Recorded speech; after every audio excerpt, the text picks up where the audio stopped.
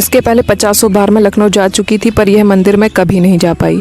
फिर इसके अलावा मेरे पिताजी कैंची धाम गए और वहाँ से जो विनय चालीसा की किताब लाए, बाबा की तस्वीर लाए, तो हमारे घर के मंदिर में रख दिया उसे। अब आते जाते चलते फिरते वह सामने ही दिखने लगता। जर में संत तो आते थे, पर कभी गुरु भाव किसी के हृदय मंदिर में प्रवेश नहीं किया। आज गर्व से कह सकती हूँ, गुरु ही सब कुछ है। जिस यूनिवर्स की बात हम कहते हैं, जिस पर भरोसा करने को कहा जाता है, वह सिर्फ गुरु होता है। गुरु की पहचान गुरुर्ब्रह्मा गुरुर्विष्णु गुरुर्देवो महेश्वरा गुरु साक्षात परब्रह्म तस्मै श्री गुरुवे नमः। गुरु पूर्णिमा स्पेशल। तो मुझे याद है वो दिन, वो सारे दिन जो एकदम अलग थे। नहीं पता है बदला कौन है, मैं या वो दिन, पर धन्यवाद गुरुवर हमारे जीवन में आने के लिए। नहीं पता था कि हम आज यह कह पाने के भी काबिल हो पाएंगे, जीवन की विभिन्न परिस्थितियों में धैर्य रख पा रहे होंगे। सोचा नहीं था कभी कि लॉ ऑफ अट्रैक्शन के लालच से शुरू हुई यह यात्रा आज इतनी ऊंचाई पर हमको ला देगी। सहृदय धन्यवाद गुरुदेव।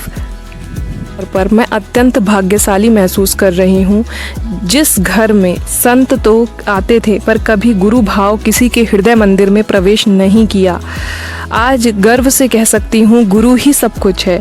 जिस यूनिवर्स की बात हम कहते हैं, जिस पर भरोसा करने को कहा जाता है, वह सिर्फ गुरु होता है। गुरु की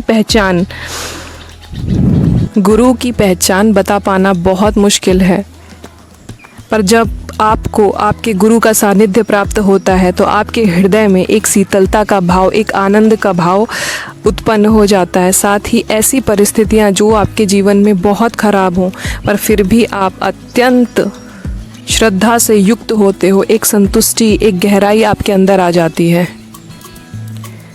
ऐसी शीतलता महसूस होती है कि वह सच्चिदानंद स्वरूप श्री हरि की याद से ज़्यादा आपको आपके गुरुदेव का चिंतन बना रहता है, सदैव बना रहता है। परिस्थिति कैसी भी हो, अच्छी हो या बुरी हो, आपके जीवन में वह इस तरह से समा जाते हैं कि आपके अंदर एक गहरी शांति का भाव उत्पन्न हो जाता है। और यह शांति का भाव आपको महसूस करा देता है कि गुरु मिल गए हैं। चारों तरफ से आपके जीवन में अंधेरा है, परेशानियां भरी पड़ी हैं, पर फिर भी आत्मसंतुष्टि है कि गुरु संभाल लेंगे। उनकी पूजा पाठ ज़रूरी ना लगे, परंतु ज़रूरी लगे उनका साथ, हर पल उनके बारे में सोचना, हर उनकी बात को मानना, यही गुरु का सच्चा सानिध्य है। यदि आपको जब गुरु मिल गए हैं, एक अनजानी सी संतुष्टि, एक संयम, एक आभार, एक निडरता का गुरु के आपके जीवन में आने से होने लगता है, जो कभी गुरु के आने के पहले आपके जीवन में नहीं होता। प्रेम अंतरात्मा में समा जाता है, सच्चे हृदय से महसूस होता है। गुरु सच्चे ब्रह्म है, गुरु साक्षात हर वो रिश्ता है जो आपके लिए भौतिक जगत में महत्वपूर्ण है। यह सारे भाव आज से पहले कभी नहीं थे मेरे जीवन में। यह अकल्पनीय घटना का और एहसासों का माध्यम मेरे पिता बने और परिवार में आई विकट परिस्थिति बनी। कहानी कुछ ऐसी है जिसको हमने जिया था। बात करते हैं 2021 मई और जून के महीने की। परेशानियां पहली बार नहीं आई थी मेरे जीवन में, पर यह अत्यंत घातक लग रही थी। फाइनेंशियली और मेंटली, साथ ही फिजिकली पूरी दुनिया कोरोना से लड़ रही थी। हम कहाँ बच पाते यार। उससे माँ, भाई और जीजा जी की हालत गंभीर भी होती जा रही थी। परिवार का हर सदस्य कोरोना से पीड़ित था। ऐसे में हॉस्पिटल ले जाने वाला तक कोई नहीं था। माँ की हालत दिन ब दिन गंभीर हो रही थी। तभी एक फैमिली फ्रेंड का बेटा भगवान बनकर आया और हॉस्पिटल ले गया, जहाँ से उन्हें बड़े हॉस्पिटल में ले जाना पड़ा, रेफ़र कर दिया गया था, क्योंकि उस समय ऑक्सीजन सिलेंडर की मारामारी भी थी। तो 60 लेवल पर उनका ऑक्सीजन था। किसका? मेरी माँ का। पर उनको गाड़ी में डालकर राम भरोसे ले जाया गया। कृपा से हॉस्पिटल तो मिल गया, अच्छा मिला, ट्रीटमेंट भी शुरू हुआ, पर हालत में सुधार नहीं हो रहा था। रेमडेसिविर दवा मिलना असंभव सा था। अभी पिताजी का राजनीतिक मेल मिलाप काम आया और दवा मिली, पर असर नहीं हो रहा था। नेताजी का नाम नहीं ले सकती, तो उनसे मेरे पिताजी के अच्छे संबंध थे। तो डॉक्टर और उनके बीच हुई बातचीत की रिकॉर्डिंग सुनी, उसमें दिल दहला देने वाला मामला सुना कि हालत में कोई सुधार नहीं है, बचना पॉसिबल नहीं है। वहाँ जीजा जी वेंटिलेटर पर आ गए। उनकी स्थिति मेरी माँ की स्थिति से भी ख़राब हो रही थी। हर रात बेचैनी, कल क्या सुनने को मिलेगा कुछ पता नहीं, इस तरह से मैं सो रही थी। सोचिए, नींद ही नहीं आती थी पूरी रात। मैंने पिता को सिर्फ किसी की बेटी जब विदा होती है तब रोते हुए देखा, इसके अलावा मैंने उन्हें कभी रोते हुए नहीं देखा। पर उस रिकॉर्डिंग के बाद वह फूट कर रोने लगे और उन्हें रोता देखकर बहुत मैंने तकलीफ़ महसूस की। मैंने कभी इतना दर्द नहीं महसूस किया था। इसी बीच मुझे मेरे परिवार के रिश्तों की सच्चाइयाँ भी समझ आने लगीं और इसके अलावा भी पूरा परिवार बहुत हिल चुका था। सभी को पेट में इंजेक्शन लग रहे थे। 20 लोगों का परिवार है, सोचिए। और डिप्रेशन की कंडीशन बहुत ख़राब हो रही थी हम सबकी। इतना हालत ख़राब हो गई थी, मानसिक, शारीरिक और साथ ही आर्थिक, जिससे हम लोग उबर ही नहीं पा रहे थे। एक दिन पापा को FB पर एक सफ़ेद दाढ़ी कटी हुई और नीला चेक वाला कंबल ओढ़े मुस्कुराता हुआ चेहरा दिखा। उनके अंतर मन में आया, आप जो भी हो बस संभाल लो, बचा लो।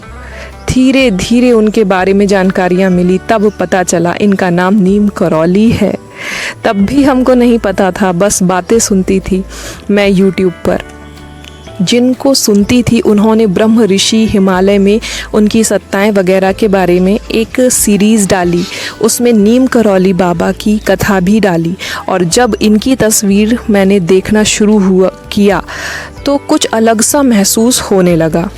फिर धीरे धीरे हम लोगों को पता चला और फिर हमको लखनऊ के हनुमान सेतु मंदिर जाने का मौका मिला। और इसके पहले मैं 50 बार लखनऊ गई हूँ, लेकिन मैंने कभी भी हनुमान सेतु मंदिर इसके पहले नहीं देखा था। इसके पहले 50 बार मैं लखनऊ जा चुकी थी, पर यह मंदिर मैं कभी नहीं जा पाई। फिर इसके अलावा मेरे पिताजी कैंची धाम गए और वहाँ से जो विनय चालीसा की किताब लाए, बाबा की तस्वीर लाए, तो हमारे घर के मंदिर में रख दिया उसे। अब आते जाते चलते फिरते वह सामने ही दिखने लगता, जैसे यह मुझे देखकर मुस्कुरा रहे हैं, मुझसे बात कर रहे हैं और एक अपनापन सा लगने लगा। ये घर के सदस्य से महसूस होने लगे, जबकि बहुत नहीं मानती थी मैं उन्हें। फिर रात में एक दिन अचानक बाबा मेरे सपने में आए। उस दिन मेरे लिए गजब हो गया, क्योंकि आज तक किसी संत को मैंने सपने में नहीं देखा था। बस तब से वह मेरे मन, हृदय और आत्मा में निवास करने लगे और उनकी छवि मुझे प्रेमानंद महाराज वृंदावन वाले में दिखने लगी, जिनके सत्संग ने मेरा जीवन ही बदल दिया। बाहरी परिस्थितियां अभी भी नहीं बदली हैं, पर अंदर कुछ बदल रहा है। आज सब कुछ बहुत अलग है, बहुत नया है और एक अलग ही प्रेम भाव इनके प्रति मेरे अंदर जागृत हुआ है। तो मेरी यह कहानी आप लोगों तक पहुंचाने के लिए मुझे प्रेरणा बाबा से ही मिली है। बाबा ने ही मुझे आज पता नहीं क्यों अंदर से बोला कि तुमको मेरे बारे में सबको बताना चाहिए। तो मैंने सोचा क्यों ना आज मेरे गुरुदेव के बारे में मैं आप सबको बताऊं। जय नीम करौली बाबा, जय गुरुदेव। आप सबकी मनोकामनाएं पूर्ण करें, आप सबको प्रेम करुणा से भर दे मेरे बाबा। इसी कामना के साथ मैं आपसे विदा लेती हूँ और आगे इसी तरह से बाबा के बारे में कई सारी वीडियोस लाने वाली हूँ। Please support this channel. Thank you so much for watching.